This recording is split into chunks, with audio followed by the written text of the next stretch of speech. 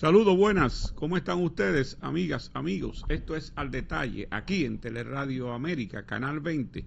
También en nuestra frecuencia en Facebook, Instagram, nuestro poderoso canal de YouTube, Abigail Soto TV. Suscríbase para que siga usted siendo uno de los miles de seguidores de este canal. Y también, pues, nosotros quisiéramos que esta Semana Santa pues la hayan pasado lo mejor que le pudo ser posible, debido a que el problema que teníamos en el país, en las mentalidades de todos con esta tragedia de Jersey y la represión también ejercida por miembros de la policía sacando personas de sus casas que jugaban dominó, algo muy cuestionable. También, por otro lado, pues tenemos que lamentar el fallecimiento del Papa, primer Papa latinoamericano, que hoy pues a las 7 de la mañana fue anunciado como ya finalmente pues extinguida la vida en este mundo terrenal. Aquí estamos con algunos problemas técnicos, pero ya fueron resueltos y nosotros pues haremos lo que hacemos todas las tardes. Hoy entrevistar a un amigo de esos que a mí me gusta que vengan al programa, porque nos conocimos cuando nuestros bigotes no pensaban tener una canita, y que hoy ya las tenemos. Algunos como yo, pues doy mi tintecito para esas cosas por los años, pero él no lo hace. Tengo a Luis Reyes, todo el asunto económico del PLD aquí, y un hombre que ha ocupado importantes funciones públicas y que se ha mantenido, aún queriendo a veces tirarle una gotita de tierra sucia, no le ha caído. Y hoy tenemos aquí la presencia de él con algunos minutos de retraso, porque el país está convulso. Pero no porque el país quiere estarlo, sino porque las políticas que se están implementando allende los mares nos están poniendo nerviosos. Luis, bienvenido. Muchas gracias, Abigail. Un placer de verdad estar contigo, compartir esta tarde contigo y con el público que sigue este programa. Ustedes, los economistas, no solo los del PLD, y perdóname que me ría, los economistas del país, los responsables, los que saben de esto, tienen unas situaciones en estos momentos a analizar complicadas y eclécticas, porque el mundo está convulso en asuntos económicos. ¿Pudiéramos comenzar por el exterior? Claro, con mucho gusto. Quisiera decir lo siguiente primero. El Partido de la Liberación Dominicana estaba presto a fijar posición sobre la situación que se ha presentado recientemente en el entorno internacional con las decisiones de política arancelaria que ha adoptado el gobierno de los Estados Unidos. Justamente el día de la tragedia estaba convocada una rueda de prensa en el Partido de la Liberación Dominicana para fijar esa posición, y fue desconvocada como muestra de solidaridad con los familiares, con el pueblo dominicano que sufrió el resultado de lo que aconteció y está sufriendo todavía. Sí, todavía. Incluso una de las razones por la cual nosotros nos hemos privado de tener menor presencia en los medios de comunicación es para seguir solidarizado con el pueblo que todavía no supera el trauma provocado por la tragedia. Entonces, sobre tu pregunta, después de la crisis del año 2008-2009 y posiblemente en los últimos 50 o 60 años, a escala mundial no se había vivido una situación de tanta confusión, de tanta incertidumbre, como la que se ha vivido en las últimas 2-3 semanas como resultado de las medidas que anunció el presidente de los Estados Unidos. Que es el que ha puesto el mundo de cabeza, porque aunque en otros países, pero todo es una degradación es que de esto. La iniciativa ha sido de los Estados Unidos. Sí, exacto. Los otros países, en algunos casos, China y la Unión Europea, que ha amenazado también con reciprocar las decisiones, sí, lo que han hecho es reaccionar a la decisión a la iniciativa de los Estados Unidos. ¿En qué consiste esto? Que eso es lo importante. Sí. Miren, luego de la Segunda Guerra Mundial, se crean una serie de instituciones que van a ser una especie de los responsables de la gobernanza, de las finanzas, de los flujos internacionales de comercio y de dinero, de capitales. Y ahí surge el GATT, el Acuerdo General de Preferencias Arancelarias, que es como se llama en español, que en el año 1995 se transforma en lo que es la Organización Mundial de Comercio, pero también surge el Fondo Monetario Internacional, que es la institución precisamente responsable de garantizar los flujos internacionales. La primera responsable, la OMC, GATT-OMC, de los flujos de comercio. Sí. Y la otra de garantizar los flujos financieros.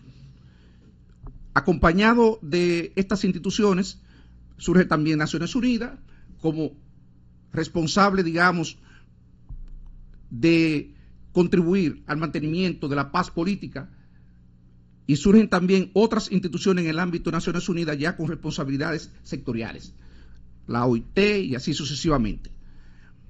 Ese ordenamiento que se hizo en ese momento fue evolucionando en el tiempo y partía de la noción económica, de la noción de eficiencia económica, una noción que desarrollaron los economistas clásicos.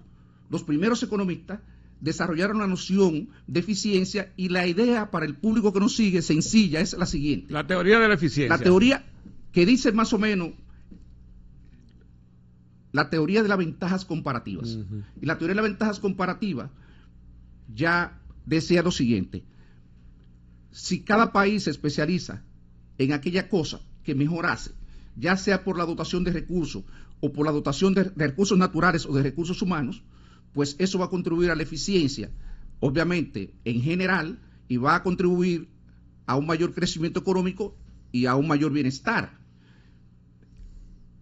Con la evolución posterior a la década de los años 50, esas ideas se fueron profundizando y desembocaron en lo que fue el liberalismo económico que todos conocimos a partir de los años 80.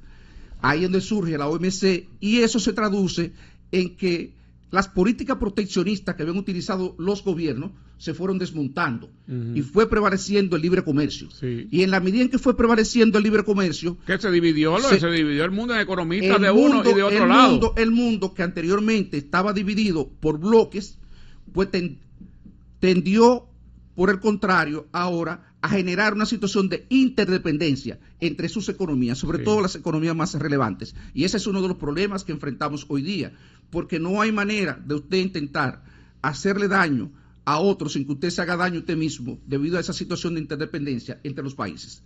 Entonces, esa situación se profundiza a partir de los años 90 y en la primera 2 décadas de este siglo. Y en ese contexto es que entonces eso que había sido propiciado, prohijado por los Estados Unidos, es lo que se intenta revertir ahora. Y en lugar de propiciar el libre comercio, ahora se intenta varias cosas. Varias cosas.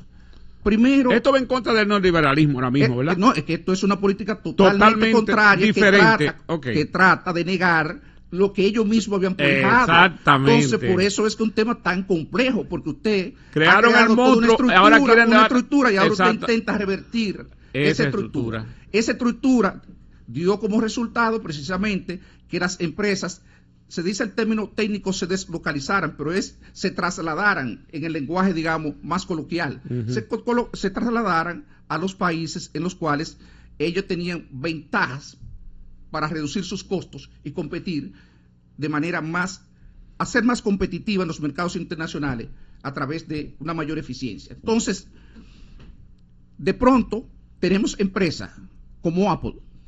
Apple es una empresa de capital norteamericano que produce el 80%, 70-80% de sus aparatos electrónicos, teléfonos celulares, computadoras y iPad, no sé cuántas cosas más. Una serie de equipos electrónicos. Sí. En una fábrica en China que tiene 300,000 empleados.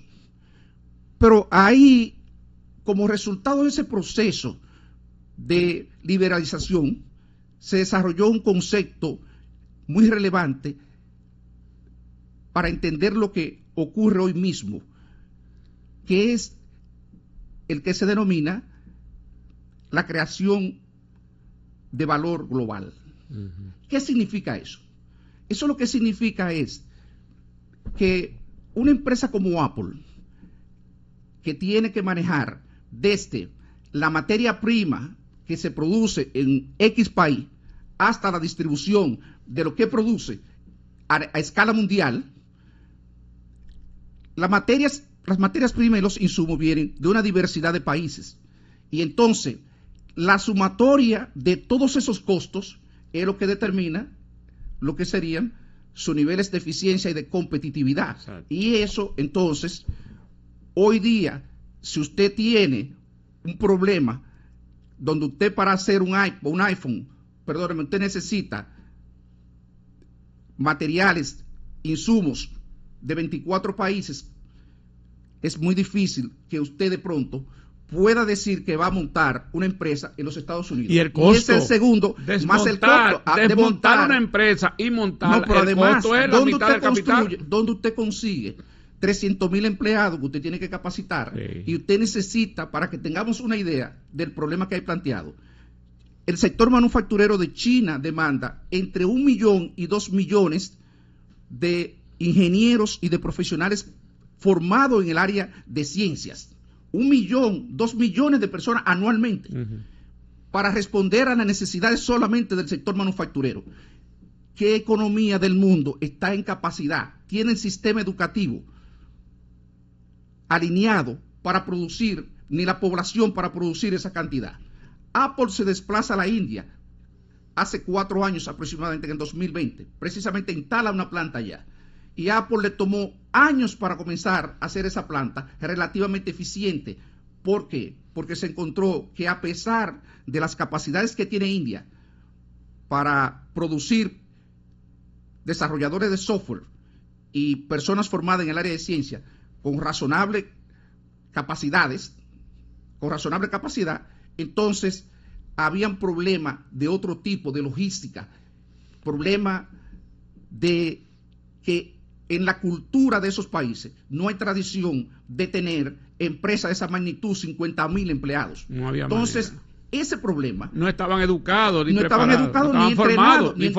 entrenados, porque eso hay un proceso de un desarrollo de toda una cultura de décadas. ¿Y hasta dónde va a llegar eso, Luis? Entonces, para que cortemos ahí esa parte, ¿a dónde va a llegar eso y cómo nos involucra a nosotros? Ahí viene el tema de esto. Sí. Es que el problema que eso genera para nosotros, porque es el conflicto que se da a nivel internacional, ¿cómo eso deriva en República Dominicana? Sí. Bueno, primero nosotros tenemos un impacto directo que es el aumento del 10% en las zonas francas. Eso y todas las que eso no está eliminado. No, eso está vigente. Eso está vigente. Entonces está vigente para todas las exportaciones dominicanas, pero la más sensible de todo son las zonas francas, porque nuestro competidor principal en ese subsector es México, y México no se le ha establecido ninguna tarifa, ningún arancel para ese tipo de exportación. Y eso podría provocar que empresas dominicanas se vean tentadas por un problema de competitividad, porque aquí hay que aclarar lo siguiente: una empresa de zona franca es una empresa que opera como un tomador de precios en los mercados internacionales. ¿Qué significa eso?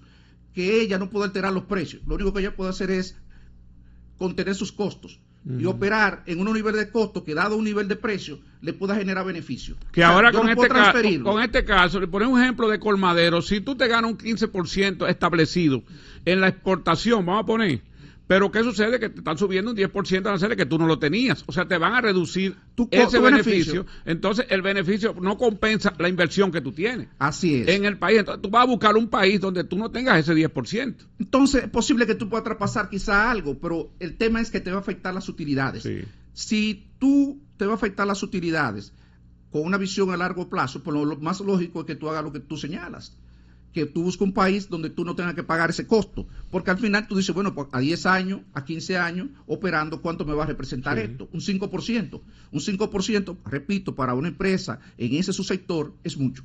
Entonces, ese es el primer impacto que se ve. Eso es el primer impacto. No, y que ese país contento le va a ofrecer facilidades para que vayan a instalarse. Claro.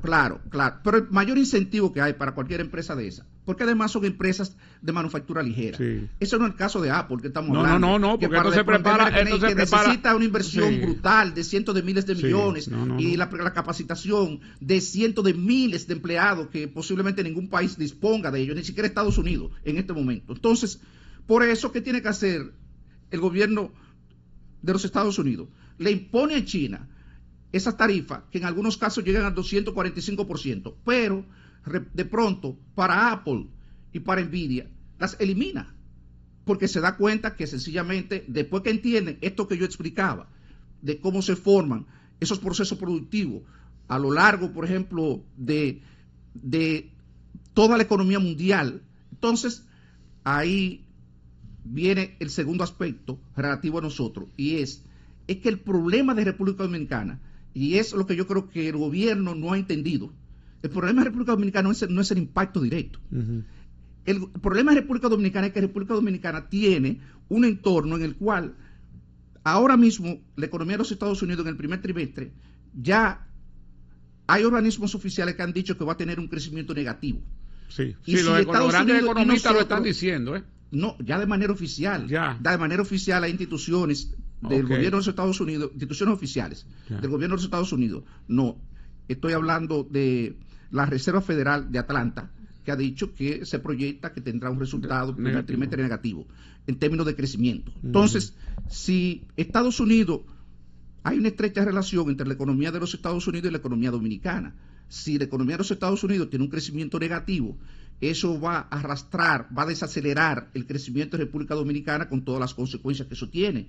Porque si crece menos la economía dominicana, entonces va a haber menos ingresos para el gobierno, vamos a aumentar los déficits fiscales, pero vamos a tener un gobierno que ya tiene una baja inversión, y esa baja inversión será todavía menor posiblemente en ese contexto que estamos hablando. Entonces, por eso es que decimos que el gobierno todavía no está entendiendo la dimensión de su problema. Porque no hay un funcionario del gobierno que se haya manifestado sobre ¿puede venir una depreciación del peso? ¿Pudiera? No se va a dar por lo siguiente. Bueno, no se va a dar por lo siguiente. Tranquiliza, es un técnico como tú lo digas. No, eso no hay que hablar también, yo meto con responsabilidad. La verdad hay que decirla. ¿Por qué? Claro. Porque el Banco Central tiene 14.800 millones de dólares en reserva, y el Banco Central sabe que no puede permitir una situación como esa. El banco sí tiene que sacrificar 2.000 millones. De hecho, el banco ya lo hizo. El año pasado el banco perdió 1.800 millones de reservas, que luego lo repuso, pero perdió 1.800 millones de reservas para contener el tipo de cambio. Posiblemente porque estamos en un año electoral, hay que decirlo, por el ciclo político también. Pudo ser. Pero lo hizo, y sabemos que con la experiencia que tiene el Banco Central no va a dejar que las cosas se le vayan de la mano, que se vayan más allá, aunque comete errores también el banco. Porque ahora mismo el banco, después que se deslizó el tipo de cambio, en una situación donde sabe que ya los aranceles le han aumentado a las exportaciones, le han puesto un arancel de 10%, y ya el tipo de cambio se ve depreciado 5 o 6%. Entonces el Banco Central forza para bajar el peso otra vez, el dólar, para bajar 5 o 6% el dólar respecto al peso. Y uno dice, bueno, pero si ya los precios se habían ajustado y la economía había asimilado el 5 o 6%, si estamos hablando que una empresa de zona franca no es competitiva con el 10% de arancel, que podría no ser competitiva, y tú además de eso, por la depreciación, encarece el precio de las exportaciones dominicanas otro 5 o 6% más, estamos hablando de un 15%, y entonces ya eso son cosas mayores, y eso no es más que posiblemente políticas que a uno le parecen erráticas, y yo creo que el gobierno tiene que afinar eso, porque en un entorno como el que existe hoy día, uno debe tratar de preservar primero el aparato productivo. Tiene que preservar el aparato productivo, porque si usted no protege el aparato productivo, no va a proteger el empleo. Y si no hay empleo, no hay ingreso. En eso hay que tener una actitud responsable. Y hay que decirlo, y decirlo de la forma que el público lo entienda. Sí, hay que mantener estable el tipo de cambio, pero tampoco podemos permitir que los sectores productivos terminen afectados, porque a largo plazo se desploman, va a ser peor, porque no vamos a poder relanzar la economía. La recuperación va a ser mucho más lenta y más difícil. Muy lenta. Vamos a pedir tu anuencia, Luis, para una pausa. Y luego volvemos a los Estados Unidos, porque y te voy a dejar la pregunta en el aire, la Reserva Federal está chocando con el presidente, porque el presidente quiere una reducción en la tasa de interés, para que nos conteste la viabilidad de eso después de la pausa.